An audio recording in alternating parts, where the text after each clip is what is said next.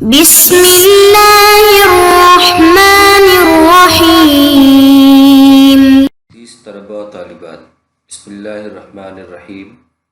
اسلامی علوم میں تحقیق کے اصول و ضوابط کا سبق نمبر 29 آج ہم پڑھ رہے ہیں۔ اس سبق کا عنوان ہے احادیث احکام کے اہم مصادر۔ آج کے اس سبق میں ہم یہ پڑھیں گے کہ احکام سے متعلق جو حدیثیں ہیں جن میں کسی چیز کا حکم بیان کیا گیا ہے، ان احادیث کے مجموعوں کا کیا نام ہے، اور وہ مجموعے اپنے موضوع پر مصدر کی حیثیت رکھتے ہیں، وہ کون کون سے مجموعے ہیں یا کون کون سی کتابیں ہیں، اس کی ہم تفصیل پڑھیں گے۔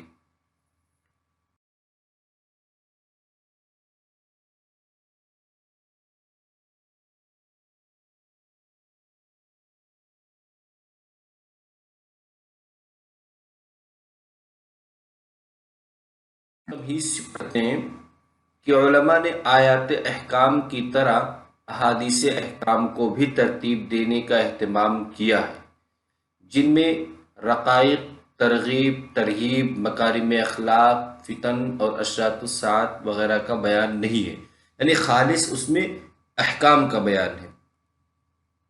اس موضوع پر بہت سی کتابیں لکھی گئیں، جن میں سے بعض انتہائی طویل، بعض درمیانی اور بعض مختصر ہیں۔ احادیث احکام پر لکھے گئے چند مصادر کتب کا تذکرہ درج ذیل ہے۔ یعنی جس طریقے سے علماء کرام نے قرآنی آیات، ان آیات کی تفسیر الگ مستقل کتاب میں لکھی جو احکام سے متعلق تھی، جن کو احکام القرآن کا نام دیا گیا۔ اس سے پچھلے سبق میں ہم نے پڑھا کہ امام شافعی کے احکام القرآن، علامہ قرطبی کی احکام القرآن، اور اسی طرح سے اور دیگر امام ابوبکر جساس کی احکام القرآن، اس طرح سے بہت سے احکام القرآن ہم نے پڑھے۔ اسی طریقے سے احکام القرآن میں چونکہ آیات، جو احکام سے متعلق آیات ہیں، ان کا مجموعہ ہوتا ہے، لیکن احادیث، احکام سے متعلق جو احادیث ہیں، ان کے مجموعے کون کون سے ہیں، ان میں کچھ طویل ہے، یعنی کئی جلدوں میں ہیں، کچھ درمیانی سائز کے ہیں جو دو جلدوں میں ہیں، 3 جلدوں میں ہیں، اور کچھ جو ہے خالی 1 جلد میں ہے، مختصر سے ہیں۔ اور ان میں رقائق، ترغیب، ترہیب، مکارم اخلاق، فتن، اشراط الساعہ، ان سب چیزوں کا بیان نہیں ہوتا، خالص احکام کا، کہ نماز کے احکام، زکوٰۃ کے احکام، یا معاملات سے متعلق جو احکامات ہیں، یا نکاح و طلاق سے متعلق، عتاق سے متعلق، ان تمام کا مجموعہ ہوتا ہے وہ۔ سب سے پہلی کتاب ہے عمدۃ الاحکام فی معالم الحلال والحرام عن خیر الانام محمد صلی اللہ علیہ وسلم۔ امام حافظ تقی الدین ابو محمد عبد الغنی ابن عبد الواحد مقدسی حنبلی نے اس کتاب میں مختلف ابواب فقہ میں امام بخاری و مسلم کی متفق علیہ احادیث کو جمع کر دیا ہے۔ یعنی عبد الواحد مقدسی یا حافظ تقی الدین مقدسی حنبلی، جن کو عبد المغنی، اصل نام تو آپ کا عبد المغنی ہے، عبد المغنی المقدسی، جیسا کہ اس کتاب کے ٹائٹل پیج پہ دکھ رہا ہے۔ یہ انہوں نے مختلف ابواب فقہ میں جو امام بخاری اور مسلم، یعنی جو متفق علیہ احادیث تھیں، ان کو جمع کر دیا، یعنی کتاب فقہی طرز پہ ہے۔ یہ کتاب پروفیسر احمد محمد شاکر کی تحقیق کے ساتھ ایک جلد میں 1373 ہجری میں مصر سے شائع ہوئی تھی۔ اس کی جو ایک ایڈیشن، جو 1373 کا ایڈیشن پایا جاتا ہے، اس میں پروفیسر احمد محمد شاکر کی تحقیق ہے۔ دوسری کتاب کا نام ہے احکام الاحکام شرح عمدۃ الاحکام، یعنی جو احکام الاحکام ہم نے پڑھا عبد المغنی مقدسی حنبلی کی، اس کی شرح یہ احکام الاحکام کے نام سے ہے۔ اس کا نام تھا عمدۃ الاحکام اور شرح کا نام ہے احکام الاحکام شرح عمدۃ الاحکام۔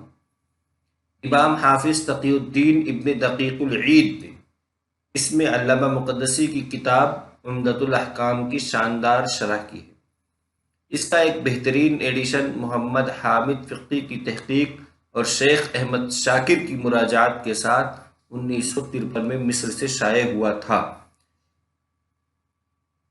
یعنی اس کے مصنف، احکام الاحکام کے مصنف حافظ تقی الدین ہیں، جو ابن دقیق العید کے نام سے مشہور ہیں۔ تقی الدین ابن دقیق العید، آپ کو علامہ ابن دقیق العید بھی کہا جاتا ہے۔ اس کی تحقیق محمد حامد فقی کی اور اس کی پہ نظر ثانی شیخ احمد شاکر نے کی۔ علامہ محمد اسماعیل الامیر الصنعانی نے کتاب العمدہ کے نام سے ابن دقیق العید کی احکام الاحکام کا حاشیہ لکھا، جو علی ابن محمد الہندی کی تحقیق کے ساتھ 4 جلدوں میں شائع ہوا تھا۔ یعنی حافظ تقی الدین ابن دقیق العید کی اس کتاب احکام الاحکام پر علامہ محمد اسماعیل الامیر الصنعانی نے ایک حاشیہ لکھا، اور اس حاشیے کا نام کتاب العمدہ، اور یہ حاشیہ جو ہے امیر صنعانی کی جو کتاب ہے، اس کو علی محمد ہندی نے 4 جلدوں میں اپنی تحقیق کے ساتھ شائع کیا۔ اس کے علاوہ ابن دقیق العید نے الالمام باحادیث الاحکام کے نام سے احادیث احکام پر مشتمل ایک کتاب بھی لکھی، جس میں آپ نے اس بات کا التزام کیا ہے کہ صرف انتہائی مستند اور صحیح احادیث کو ہی ذکر کیا جائے۔ یعنی اس کے علاوہ، احکام الاحکام کے علاوہ، علامہ تقی الدین ابن دقیق العید کی کتاب الالمام باحادیث الاحکام کے نام سے ایک کتاب ہے، اس میں صرف مستند اور صحیح احادیث کو ہی ذکر کیا گیا ہے۔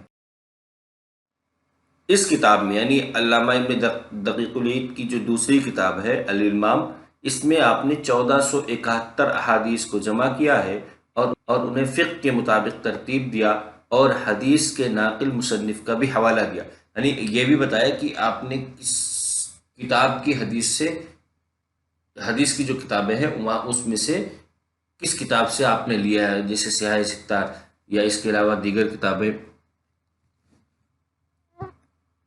یہ کتاب پروفیسر محمد سعید مولوی کی تحقیق کے ساتھ درمیانے سائز کی ایک جلد میں 1963 میں شائع ہوئی تھی۔ تیسری کتاب، بلکہ چوتھی کتاب کے لیے، چوتھی کتاب کا نام، یعنی 2 کتابیں تو ابن دقیق العید کی ہی تھیں، اور اس سے پہلے ہم نے دو کتابیں پڑھی، بلکہ یہ 5ویں کتاب المنتقى من اخبار المصطفیٰ۔ امام محدث ابو البرکات مجدد الدین عبدالسلام ابن تیمیہ الحرانی نے اس کتاب میں ان احادیث کو جمع فرمایا ہے جو اصول احکام کا درجہ رکھتی ہیں۔ آپ نے اس کتاب کو صحیح بخاری، صحیح مسلم، مسند احمد اور سنن اربعہ سے اخذ کیا۔ اس میں کچھ آثار صحابہ بھی نقل کیے ہیں اور اسے ابواب فقہ پر ترتیب دیا ہے۔ یعنی علامہ ابن تیمیہ رحمۃ اللہ علیہ نے صحاح ستہ اور مسند احمد، یعنی ان 7 کتابوں سے ان احادیث کو چنا جو احکام کی احادیث تھیں، اور پھر ان کو ابواب فقہ پہ ترتیب دے کر کے ایک احادیث، یعنی خالص احادیث احکام کو آپ نے چنا، اور ایسی حدیثوں کو پھر آپ نے منتخب اس میں رکھا جو اصول احکام کا درجہ رکھتی ہیں، اور ان کو فقہی ابواب پر مرتب کیا۔ اس میں، یعنی علامہ اس کتاب میں المنتقى من اخبار المصطفیٰ میں 5029 احادیث ہیں، اور یہ بڑے سائز کی 2 جلدوں میں محمد حامد فقی کی تحقیق کے ساتھ 1351 ہجری میں مصر سے شائع ہوئی تھی۔ بلوغ المرام من ادلۃ الاحکام، اس کتاب کا تعارف خود صاحب کتاب شیخ الاسلام احمد ابن علی ابن حجر العسقلانی کراتے ہوئے لکھتے ہیں، یعنی یہ علامہ ابن حجر کی تصنیف ہے بلوغ المرام من ادلۃ الاحکام۔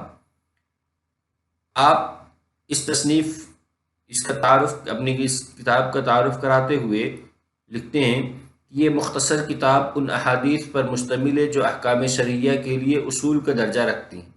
میں نے اسی بڑی محنت سے تحریر کیا ہے تاکہ جو اسے یاد کر لے اسے اپنے ہم عصروں کے درمیان خاص مقام حاصل ہو جائے۔ میں نے ہر حدیث کے بعد حوالے کے طور پر اسے ذکر کرنے والے امام کا نام بھی لکھ دیا ہے، یعنی ائمہ محدثین میں سے کس نے یہ روایت نقل کی اپنی کتابوں میں، ان کا نام بھی لکھا ہے۔ اس کتاب میں 1596 احادیث ہیں جو فقہی ابواب پر مرتب ہے۔ یہ کتاب درمیانی سائز کی ایک جلد میں محمد حامد فقی کی تحقیق کے ساتھ 1352 ہجری میں شائع ہوئی تھی۔ سبل السلام شرح بلوغ المرام، یہ نام سے ہی پتہ چل رہا ہے کہ علامہ ابن حجر اسقلانی کی بلوغ المرام کی یہ شرح ہے۔ امام محمد ابن اسماعیل ابن صلاح امیر کحلانی صنعانی کی یہ کتاب دراصل بلوغ المرام کی شرح ہے، جو قاضی علامہ شرف الدین الحسین ابن محمد مغربی کے کلام کا اختصار ہے۔ یہ انتہائی جامع کتاب ہے جس میں مذاہب فقہا اور خاص طور پر اہل بیت کے مذاہب کو ذکر کیا گیا ہے، نیز ائمہ اربعہ کے مذاہب بھی اس میں موجود ہیں، یعنی جو فقہ کے ائمہ ہیں ان کے اقوال کو بھی اس میں بلوغ المرام کی شرح سبل السلام میں ذکر کیا گیا ہے۔ یہ کتاب 4 جلدوں میں کئی بار شائع ہو چکی ہے۔ نیل الاوطار شرح منتقى الاخبار، یمن کی چیف جسٹس امام محمد ابن علی ابن محمد شوکانی کی یہ کتاب دراصل علامہ ابن تیمیہ کی کتاب المنتقى کی شرح ہے۔ اس کتاب میں احادیث احکام سے متعلق تمام ابحاث اور دراسات کو جگہ دی گئی ہے۔ احادیث غریبہ کی تفسیر، فقہ، حدیث، علماء کے مذاہب، اصولی ابحاث، دلائل شرعیہ کے فروعی احکامات اور ان ائمہ کے اقوال جو عام طور پر کتابوں میں نہیں ملتے، یہ سب کچھ اس کتاب میں آ گیا ہے۔ یہ کتاب 8 جلدوں میں کئی مرتبہ شائع ہو چکی ہے، یعنی یہ نیل الاوطار 8 جلدوں میں شائع